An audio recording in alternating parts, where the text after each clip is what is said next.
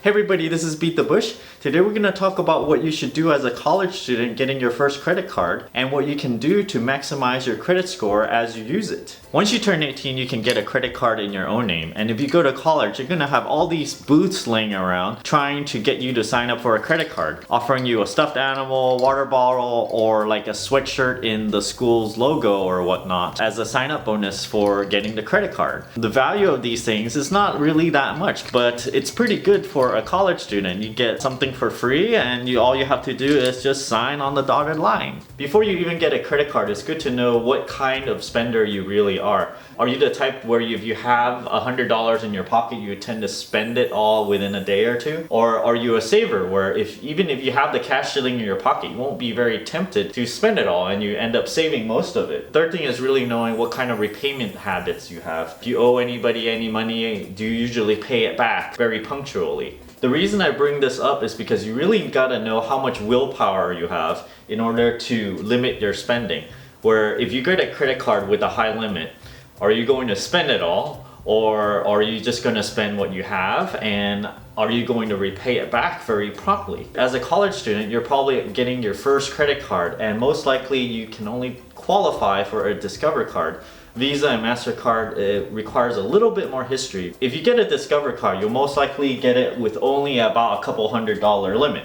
Because of my high credit score in my other video, I got a lot of questions asking about how you should use your credit card in order to make your credit score go up as fast as possible. Getting your first credit card, there's a few things that you have no control over. The number one thing that affects your credit score is the history. You have no history, so you're just trying to build a history right now, and it takes many years before you can get a really high credit score. All you can do is be a very good citizen and use your credit card and pay everything back every single month. Never ever be late. How do you not be late is you use the auto payment option in your credit card and make sure it all pays off. Never spend over what you have, because then you can't pay it back. When you apply for the credit card, there's a part where you put in income. And that's where you put in all the money that you get, even from student loan or whatever that you would use to buy everyday things, such as books, meals, etc. You can actually include that in order to get a higher limit. The third thing is, when you're actually using the card, do you actually pay it back every single month and on time?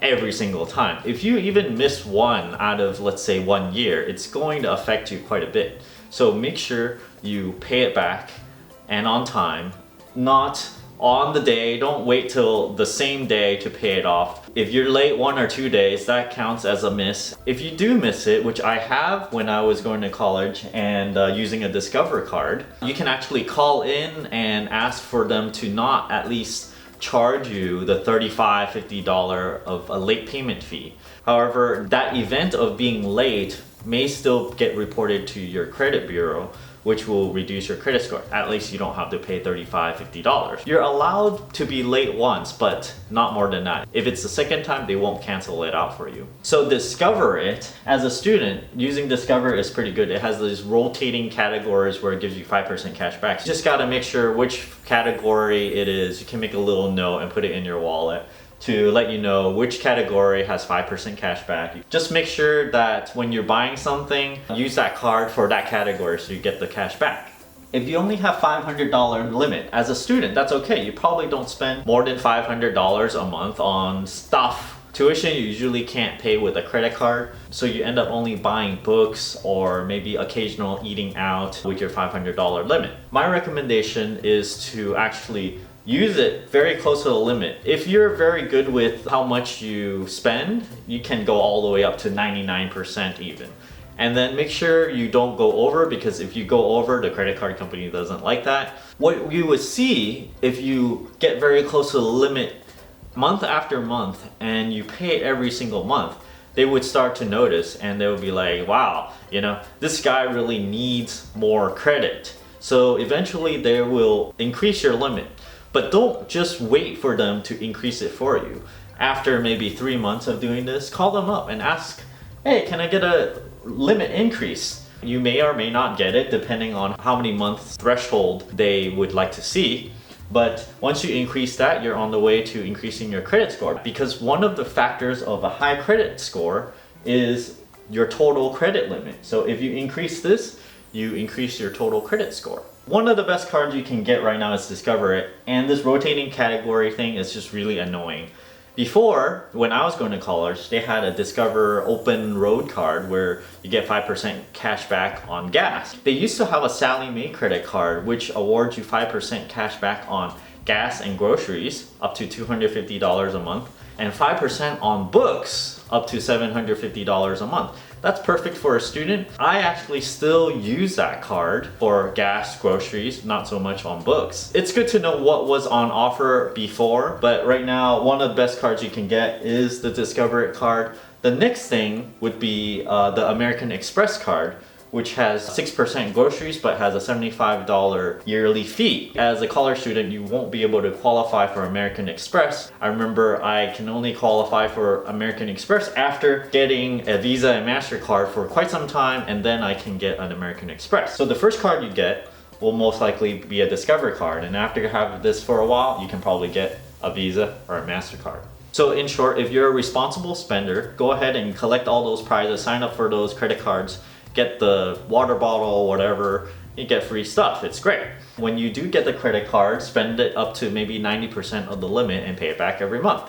On the flip side, getting your first credit card with a $500 limit to spend on anything you want is kind of tempting. If you're the type that gets tempted easily, it might not be such a good idea to get the credit card. Some people actually swear by using cash or debit card only because they get tempted so easily. In those cases, it might be good because if you get a credit card, you might just push yourself into debt permanently if you have no self-control. You get the card, you spend, right? And then you only make the minimum payment, and then you spend some more, and then you're in a rat hole where you keep on perpetually paying for the credit card interest and never paying it off. You end up spending $500 today, but you might end up paying back like $3,000 over the life of the credit card. Aside from being an irresponsible spender, some really short recommendations I have as a college student in general is that when you do buy books, don't buy the cheapy knockoff one that has really thin paper, because I bought one of those one time and you end up not being able to read it very well and you just kind of hate the book. So then it's harder to absorb the material when you're reading through the page and you can see the words on the other side. It's not worth the $50 or whatever savings. Just get the regular book. You can save quite a bit of money by selling your books back to the bookstore. I recommend to actually sell back all your workbooks right after the quarter or semester, because you most likely won't use the workbooks. I don't use the workbooks after the class. However, the core textbooks, don't sell those back because those are useful. Depending on your major, you may need to refer back to them, so I recommend keeping all of the core textbooks. Core meaning all the classes in your major. If it's non-core and you don't really care about the subject, yeah, sell those. One thing I want to say is about study abroad is if you get offered that, go. Because you're never going to get about 3 to 6 months of living in another country and studying. It's gonna be like the best time of your life, really. Once you finish college and then you go to work, you're only gonna get maybe 2-4 weeks vacation, and in comparison, you can't really use that to live in another country for that long a duration. Even if you get nothing done at all, okay? It's really worth it, so go do that. Leave a comment down below, ask me about it. So that's all I have for you today. I hope this helps you get a good base on how to use your first credit card. Don't forget to leave a comment down below if you have a question. Give me a like and subscribe somewhere over here. Thanks for watching.